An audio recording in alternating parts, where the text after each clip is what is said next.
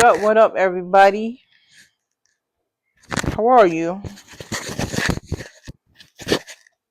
Okay, I wanted to talk to y'all. I want to give you a story time. Sorry about that. Give you a story time about what happened to me when I went to go vote yesterday, and then to bring you back full circle about today. So yesterday, I didn't go early. I went like at midday, like around 3 or 4 to vote. Now I vote in the community center. So I'm looking at going out and take my trash out. Went to take my trash out. And so first I took my trash out. But I'm walking out the house, see my neighbor, and I asked him, I was like, hey, did you go vote today? And I kept on saying, like, he's an elderly person. He's an elderly person. And I kept on saying it multiple times. He kept on saying, enjoy the weather or something like that, because it's supposed to be raining the next day. And I'm like, but did he just hear me say? Actually, I said, okay. And I kept it moving because I said like 3 to 4 times. He still said the same thing. Talk about the weather instead of talking about voting. So I did that and then went to take the trash out, dropped it in the dumpster, then went to take the building. There was a lady in the wheelchair that got before me. This guy that always be standing at the corner with his headphones and singing, he was there and he opened the door for us. So we got in. I saw the guy, a black guy at the desk that always greet us every year. That when it's time to vote, and I did that, and then I had to wait in line um behind the lady with the wheelchair to be called or whatever. So I was waiting. I got my little steps in that day, and so I did that and waited. But then the other lady at the desk, like, acting like she didn't see me. And I'm like, being patient, I'm like, what the heck is going on? There's 2 people at the desk or the table, whatever, and they're supposed to take people as they come. And she is dragging and being all willy nilly. So it had to. I was trying to figure out how long it was gonna take the lady to call me over. So it took this other lady that worked there in the wheelchair to say, "Oh, ma'am, you can go over there. She's ready for you." I said, "Oh, okay, thank you." I said, "Kid, I was wondering what was going on." So then she asked my information. I gave her my name. She looked it up. She confirmed my address and stuff like that. And boom. And I said to sign it and stuff. And so after that, she gave me the ticket. Went to the next table. And I handed it to the man. Then the man handed it to the lady next to him. And everybody seemed like they didn't have no soul or something. Like, it was so bland and numb. And it was only like 3 African Americans there, and most that worked there for the polls, and like all the other was Caucasian ladies, and like one man, Caucasian man. And so, and I'm just peeping out the scenery and the energy in the room. It was very awkward, very draining, very making you feel uneasy. And so then I went to the next table, got the card, asked the lady about, she's asked me, did I ever vote before? And I said, yeah, I voted before. And she was like, thinking to myself, why did you ask me that question?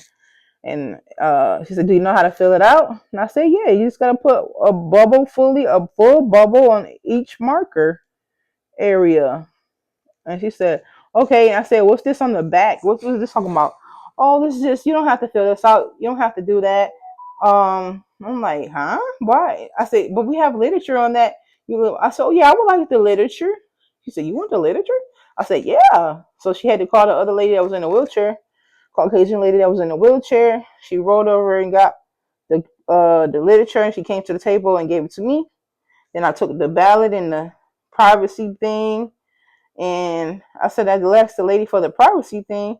She didn't want to give me the privacy thing. I'm like, you don't know to give me the privacy? I said, oh, I need one of those. She said, oh yeah, I'm sorry. So she gave me it. So I went and found the table and sat down. Then before I started filling out the ballot, I looked over the amendment thing, and I still have it. So what I didn't do though is research what it was before that, but on this new one, it didn't seem like something was wrong. I actually agreed with it. This is what it was. They had, I don't know if y'all could see this.